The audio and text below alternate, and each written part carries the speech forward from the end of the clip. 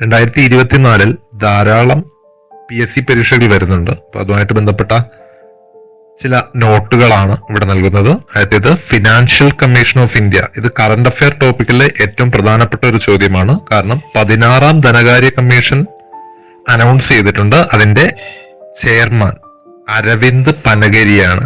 ഈ പേര് നമ്മൾ കേട്ടിട്ടുള്ളത്. അദ്ദേഹം നീതി ആയോഗിന്റെ ആദ്യ വൈസ് ചെയർമാൻ ആയിരുന്നു അരവിന്ദ് പനഗരിയ. അപ്പോൾ 16ാം ധനകാര്യ കമ്മീഷന്റെ ചെയർമാൻ ആരെന്നുള്ള ചോദ്യം ഈ 2024 പരീക്ഷകളിൽ ഉറപ്പായിട്ടും ചോദിക്കും. ആൻസർ അരവിന്ദ് പനഗരിയാണ്. അതേസമയം 15ാം ധനകാര്യ കമ്മീഷൻ, ഇപ്പൊ നിലവിലുള്ളത് 15ാം ധനകാര്യ കമ്മീഷനാണ്. അതിന്റെ ചെയർമാൻ NK സിംഗ് ആണ്. അപ്പോൾ സ്റ്റേറ്റ്മെന്റ് ടൈപ്പിലുള്ള ചോദ്യങ്ങളാണ് ചോദിക്കുന്നതെങ്കിൽ ഇതൊരു തവണ ചോദിച്ചിട്ടുണ്ട്. കേരള ഫിനാൻഷ്യൽ കമ്മീഷനുമായിട്ട് ബന്ധപ്പെട്ട് ഇത്തരത്തിലുള്ള ഒരു ചോദ്യം ചോദിച്ചിട്ടുണ്ട്. അപ്പോ ചോദ്യം നമുക്ക് നോക്കാം. ഫിനാൻഷ്യൽ കമ്മീഷൻ ഓഫ് ഇന്ത്യ ഇതൊരു ഭരണഘടനാ സ്ഥാപനമാണ്. പ്രധാനപ്പെട്ട ജോലി എന്ന് പറയുന്നത് കേന്ദ്ര സംസ്ഥാന ധനകാര്യ ബന്ധങ്ങളിൽ ശുപാർശകൾ നൽകുക എന്നുള്ളതാണ്. കേന്ദ്രത്തിന്റെ മൊത്തം നികുതി വരുമാനത്തിൽ നിന്നും ഓരോ സംസ്ഥാനത്തിനും എത്ര വീതം തുക നൽകണമെന്ന് ശുപാർശ ചെയ്യുന്നു.